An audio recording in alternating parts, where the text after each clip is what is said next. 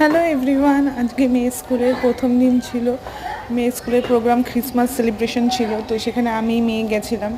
তো সেখানে গিয়ে মেয়ের কিছু অ্যাক্টিভিটিসগুলোর আমি ভিডিও করেছি। তো তোমাদের কেমন লাগছে আমার প্রথম ভিডিওতে জানিও সবাই।